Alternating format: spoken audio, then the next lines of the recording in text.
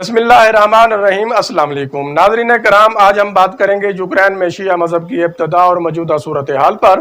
ناظرین کرام، یوکرین مشرقی یورپی ممالک میں سے ایک ہے جہاں عیسائیت کے بعد سب سے زیادہ اسلام کے پیروکار ہیں۔ اعلیٰ ترین اعداد و شمار کے مطابق یوکرین میں 30 لاکھ مسلمانوں سمیت تقریباً 2,50,000 سے 3 لاکھ افراد کے درمیان شیعہ مسلمان آباد ہیں۔ اس ملک کے شیعہ زیادہ تر آذربائیجان، قازقستان اور ازبکستان سے آنے والے تارکین وطن ہیں۔ یوکرین کا بنیادی مذہب عیسائیت ہے۔ یوکرین میں اسلام کی آمد 10ویں صدی عیسوی کے پہلے نصف سے شروع ہوئی، جب مسلمان تاجر اس ملک کا سفر کرتے تھے۔ اسلام اس ملک میں جنوب اور عرب ممالک اور ترکی سے مشرقی ایشیائی ممالک اور قفقاز سے داخل ہوا۔ مسلمانوں کی اکثریت اس ملک کے جزیرہ نما کریمیا میں رہتی ہے۔ پیو ریسرچ سینٹر کے مطابق یوکرین میں مسلمانوں کی آبادی بہت کم ہے، تاہم یوکرین کے مسلم امور کے مرکز نے مسلمانوں کی آبادی کا تخمینہ تقریباً 25 سے 30 لاکھ لگایا ہے۔ جب یوکرین روس کے قبضے میں آیا تو مسلمان مشکل وقت سے گزرے۔ طارق الحق تحقیقی مرکز کی رپورٹ کے مطابق اس وقت اس ملک میں حج کے لیے روانہ ہونا بہت مشکل تھا۔ 1989 میں حج پر پابندی لگا دی گئی تھی، سکولوں اور مساجد کو ضبط کر لیا گیا تھا اور بہت سے مسلمانوں کو اپنا وطن چھوڑنے پر مجبور کر دیا گیا۔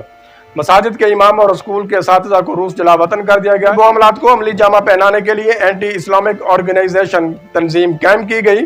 1983 میں حکومت نے تمام کتب خانوں، اسلامی کتابوں اور 900 سے زائد مساجد کو تباہ کر دیا۔ 20ویں صدی کی تیسری اور چوتھی دہائی کے درمیان یوکرین میں اسلام کے خلاف سرگرمیاں شروع ہوئیں۔ 1985 سے 1991 کے سالوں میں پیرویسٹریکا پارٹی اقتدار میں آئی۔ اس جماعت نے مسلمانوں کو مذہبی رسومات ادا کرنے میں نسبتاً آزادی دی۔ مسلمان اسلامی اسکول بنانے کے قابل ہوئے۔ سوویت حکومت کے خاتمے کے بعد یوکرین نے اپنی آزادی کا اعلان کیا اور نئی حکومت نے مذہبی اقلیتوں کو نسبتاً آزادی دی۔ مسلمانوں کی اکثریت تاتاریوں کی ہے، جو یوکرینی معاشرے میں گھل مل کر اپنی نسلی اور روایتی خصوصیات کھو چکے ہیں۔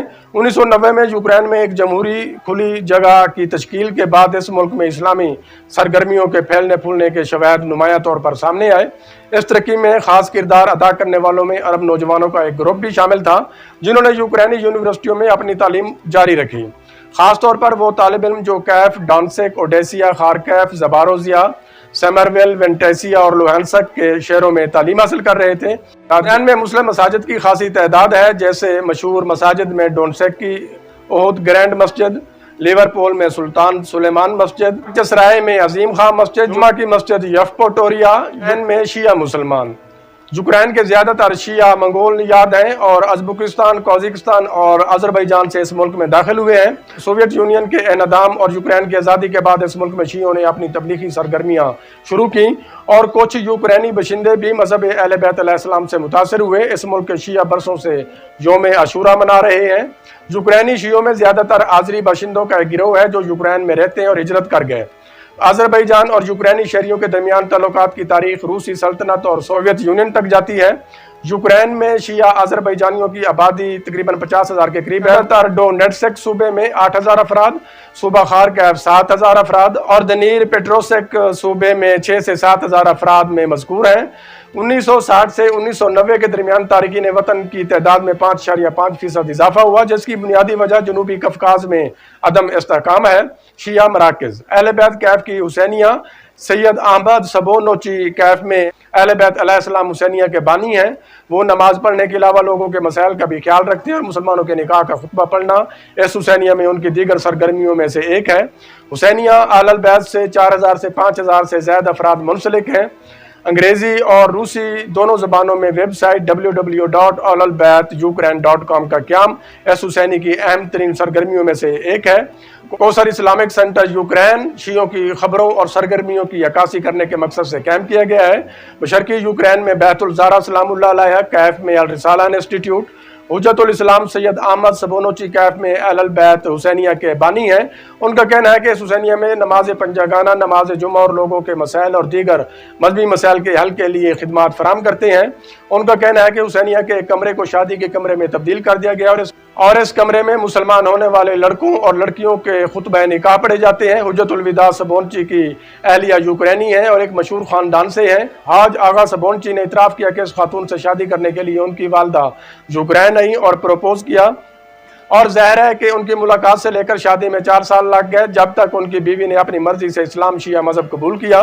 حجت الاسلام سبونوچی کی اہلیہ کے جہیز میں بہار، آزادی کے 5 سکے، ایک آئینہ اور ایک شمع شامل تھی۔ وہ اپنی تمام کامیابیوں کا مرہون منت امام حسین علیہ السلام کو قرار دیتے ہیں اور کہتے ہیں کہ محرم کی راتوں میں حسینیہ میں 700 سے 800 لوگ اس امام بارگاہ میں شرکت کرتے ہیں اور شام کو اجنبی لوگوں کے ساتھ مقامی مسلمان گلیوں میں نماز ادا کرتے ہیں۔ اس کے علاوہ جب تمامی جلوس کیف کی سڑکوں سے گزرتا ہے تو سوگواروں کی تعداد 10 گنا بڑھ جاتی ہے اور ان میں تقریباً 7000 لوگ شامل ہوتے ہیں۔ حجت الاسلام سبونوچی نے بتایا کہ یہاں تک کہ میں جانتا ہوں کہ یوکرین میں تقریباً 25 سے 30 لاکھ کے قریب مسلمان آباد ہیں اور ان میں سے 2.5 سے 3 لاکھ شیعہ افراد ہیں۔ شیعہ زیادہ تر کیف اور اس کے گرد و نواح میں آباد ہیں اور وہاں سنی اور افغان بھی ہیں، تاتار ترک لوگ بھی مسلمان ہیں۔ یہ آپ کو بتانا دلچسپ ہے کہ ان میں سے کچھ لوگ اسلام سے اس قدر ناواقف ہیں کہ وہ صرف اتنا جانتے ہیں کہ صرف بھیڑ بکریاں اور ان کے لیے حلال ہیں مگر انہیں ذبح نہیں کرتے، صرف دوسرا کھانا کھاتے ہیں۔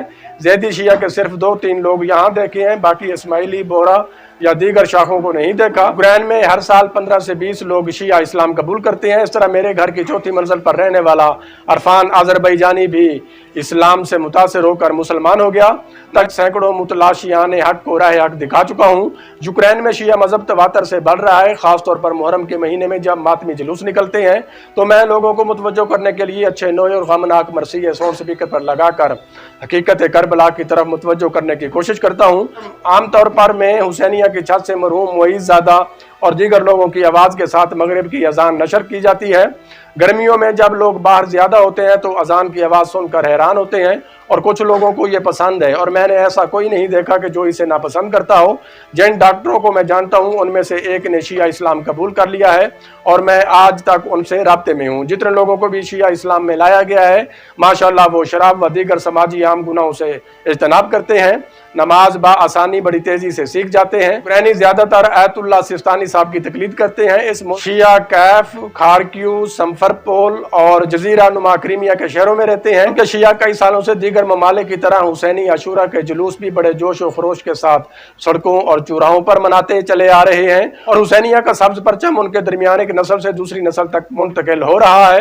دوستو ویڈیو پسند ہے تو براہ کرم ہمارے چینل شیعہ فکر کو ضرور سبسکرائب کر لیں تاکہ اس طرح کی دیگر آنے والی ویڈیو سب سے پہلے آپ تک پہنچ سکیں۔ خدا حافظ۔